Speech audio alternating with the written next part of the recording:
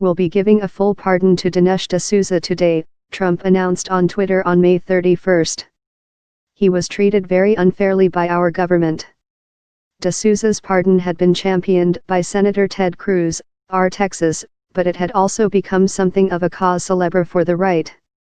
DSouza's illegal contribution had totaled only $20,000, and many conservatives believed that the zealous prosecution by then U.S. Attorney Preet Bharara was evidence of a desire to punish a one-time think tank scholar who had become one of President Obama's most outspoken detractors. 2 months after Trump announced DSouza's pardon, the 57-year-old who now calls Houston home does not carry himself with the downtrodden demeanor of a man who has been screwed.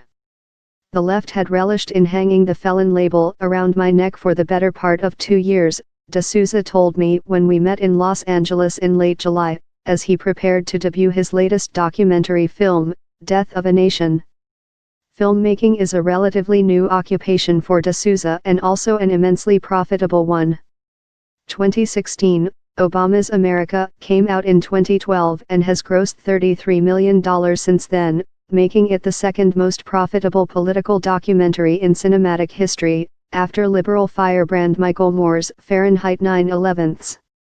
DSouza's America, Imagine the World Without Her, from 2014, is sixth on that list, while Hillary's America, The Secret History of the Democratic Party, which DSouza released ahead of the 2016 presidential election, is ninth. Death of a Nation is a frontal assault on democratic principles, as those are imagined, not always accurately, by DSouza, that doubles as a muscular defense of American exceptionalism. Posters for the new film show a human face split evenly between that of Donald Trump and Abraham Lincoln. In the 2-hour documentary, DSouza depicts Trump as the savior of a United States that Democrats would have gladly given away to international bankers, moral relativists, and vacuous celebrities, had they only prevailed. And, as a protracted segment that shows cable news pundits and anchors stunned on election night reminds us, they most definitely did not. Does anyone in 2018 really need to see footage of Cenk Uygur, of the liberal Young Turks network, losing his stuff as Wisconsin turns red? Very much so, DSouza says. I am putting my finger on the anxieties and vulnerabilities of the left and I am pressing it there, he told me. Yet he counters the notion that he is an incendiary figure, arguing that he is only incendiary to the taboos and orthodoxies of the left. Like many of his ideological allies, he never quite defines what the left is, though his vision of it seems to be much bigger than the progressive wing of the Democratic Party. There is admittedly nothing threatening about DSouza when he is sitting across the table from you. Dressed in a sports blazer, head turtled into neck, gesticulating as he chases one idea after another, he seems the embodiment of the public intellectual he was hailed as when he graduated from Dartmouth and joined the Reagan administration. His face retains its youthful roundness, suggesting something of the rumpled professor, the earnest young scholar whose serious tomes, including A Liberal Education and The End of Racism, seemed to position him as a second coming of William F. Buckley Jr., only with a compelling post-colonial personal history. But that was long ago. Now, there is gray hair at DSouza's temples and millions in his bank account. Life has been good, if not predictable. Will The Death of a Nation also make its way to 1600 Pennsylvania Avenue? White House Press Secretary Sarah Huckabee Sanders said, I am not aware of POTUS plans to see it. But the film was screened earlier this week in Washington, D.C., by Donald Trump Jr. Once it becomes the subject of inevitable Fox News segments, a presidential tweet is likely to follow. A one-time scholar at beacons of conservative thought including the American Enterprise Institute and the Hoover Institution, DSouza, who was born in the Mumbai, India, does not seem as if he would fit easily into Trumpian circles. For a time, he circulated among mainstream intellectuals like Andrew Sullivan of the New Republic and E.J. Dionne of the Washington Post. His books were taken seriously by commentators in the New York Times. Now, removed from Washington and New York, he dismisses the Eastern intellectuals with whom he once consorted. They were scratching their head when I met them, and they're scratching their heads now, DSouza said. They are in a position of perpetual pondering. It goes unsaid that DSouza has a lot more Twitter followers than your average Washington think tanker, and surely a lot more money, if not the mainstream credibility he once sought. In many ways, DSouza's intellectual arc tracks closely with that of the Republican Party. Like many in today's GOP, he was radicalized by the election of Barack Obama. DSouza says he wanted Obama to succeed, only to find himself dismayed to find the nation's first black president rejecting the notion of American exceptionalism. DSouza points in particular to a statement Obama made in the spring of 2009, about 3 months after taking office: "I believe in American exceptionalism, just as I suspect that the Brits believe in British exceptionalism and the Greeks believe in Greek exceptionalism." The notion that exceptionalism was a quality other nations could also credibly embrace was, to DSouza, tantamount to treason. 2 years later, DSouza turned The Roots of Obama's Rage into a documentary, 2016, Obama's America. Like the 3 films that have followed, it is melodramatic, contentious, and utterly sure of itself. It never misses an opportunity to take a swing at Obama or the Clintons. But many of the swings failed to land. Despite what DSouza argued, Obama did not downsize the nation's stature on the global stage. Some might say that Trump has done a better job of that. It was just as DSouza was promoting his documentary that Wendy Long announced her candidacy for Kirsten Gillibrand's Senate seat in New York. Gillibrand had also gone to Dartmouth in the 1980s but had not been a member of the conservative crowd on a college campus that had been the epicenter of the college Republican movement. Once a relatively centrist Democratic U.S. representative from upstate New York, Gillibrand was quickly becoming one of the most liberal members of the Senate, not to mention one of the most well-funded.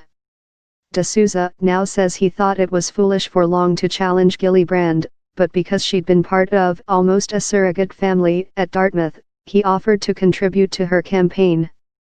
"She kept asking me to do more," DSouza says, but he was busy with his movie and couldn't get more involved. So, DSouza says he thoughtlessly asked associates to contribute to Long's campaign, promising to reimburse them. This use of straw donors, as the practice is known, allowed DSouza to contribute $20,000 above his maximum allowed contribution. It did little good, however, and Long lost to Gillibrand by 46 percentage points. In January 2014, Preet Bharara, who was U.S. Attorney for the Southern District of New York, charged DSouza with violating the Federal Election Campaign Act of 1971. DSouza says he was not especially worried, given the relatively small sum of money involved, as well as his lack of a criminal record. He sought representation from Benjamin Brafman, one of the top criminal defense attorneys in Manhattan. Leaving Brafman's office after their first meeting, DSouza was confident that the case would result in a deferred prosecution. Thanks to Trump's pardon, DSouza is no longer a felon, which means he can own a gun, which he does not, and vote, which he looks forward to doing.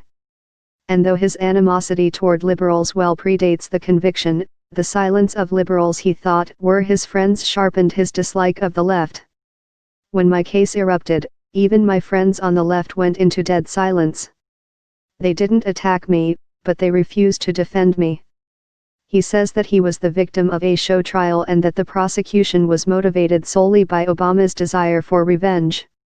DSouza says that Representative Ron DeSantis, RFLA, who saw DSouza's FBI file, confirmed that the case was motivated purely by politics.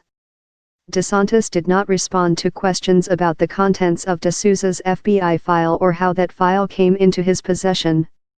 His broader charge is that liberals can't stomach his success.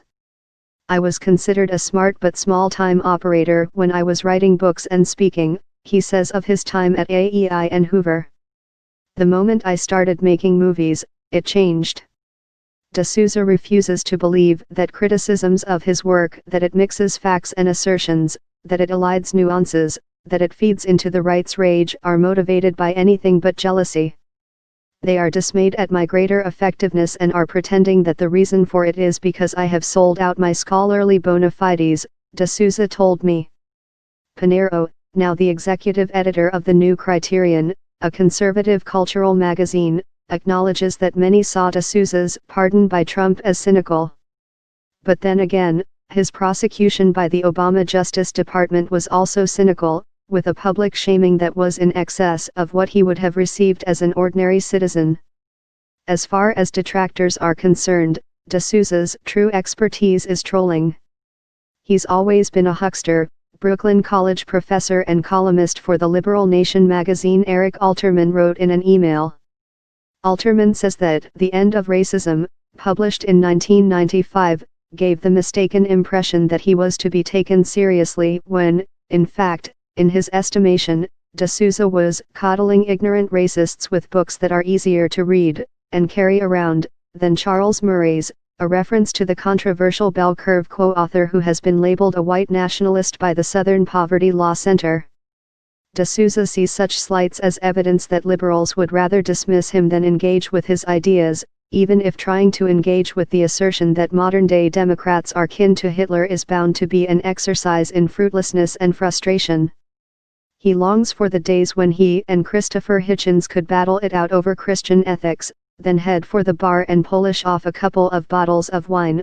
Hitchens, unsurprisingly, would do most of the drinking. DSouza points to a recent Twitter spat with Princeton historian Kevin Cruz, who spurned DSouza's offer to debate the history of the Democratic Party in person. He says that was out of fear. Cruz disagrees. "We've already had extended public exchanges on Twitter," he told me. "I've refuted his ahistorical claims with evidence, sources, and citations. His responses have involved little more than insults and denials. I don't see any reason to think an in-person debate would be any better. Indeed, I assume it'd be worse." Cruz came to the debate with facts. DSouza came with alternative ones. So it goes in the age of Trump. Auspiciously for DSouza, being a pariah from establishment circles makes him a perfect member of the Trumpian crowd, which has embraced him as one of its own. DSouza's new circle of friends was on full display the day after our interview, when Death of a Nation premiered in Los Angeles. It opens in theaters nationwide on Friday. Just as in Hollywood, there was a red carpet, though George Clooney and Tinseltown's other famous liberals were nowhere in sight. "The left is afraid of this," said Lynette Hardaway, one half of the social media duo known as Diamond and Silk, as the theater began to fill with guests. This, presumably, was the sight of two African American women, as Diamond, Hardaway, and Silk, Rochelle Richardson, are celebrating an Indian immigrant's savaging of the Democratic Party, which has long assumed people of color and immigrants as natural constituencies. Hardaway called Democrats race baiters who try to keep Black Americans in line, suggesting that she would be highly receptive to DSouza's message, which was, well, pretty much exactly that. And though this may have been conservative Los Angeles, it was Los Angeles all the same. Andre Soriano, who designed the Make America Great Again dress that Trump-supporting performer Joy Villa wore to the 2017 Grammy Awards, stunned with an intricate, nest-like headpiece that towered a foot above his head. Inside the nest, a black bird was couched. This represented the death of the American project, or something. Villa wore a facsimile Revolutionary War-era dress. "The birth of America is the birth of fashion," Villa said. One imagines that the French would disagree. As for the film itself, it opens with a scene depicting Adolf Hitler in his bunker, listening to the boom of Allied bombs falling on Berlin. From there, DSouza cuts to the protests that followed Trump's election. That is about as subtle as things get. In one segment, he outlines the admiration of some members of Franklin D. Roosevelt's brain trust for the domestic policies of Italian fascist Benito Mussolini. Later, he reads from the platform of the National Socialist, that is, Nazi Party in Germany, which promised programs to benefit workers impoverished during the Weimar Republic.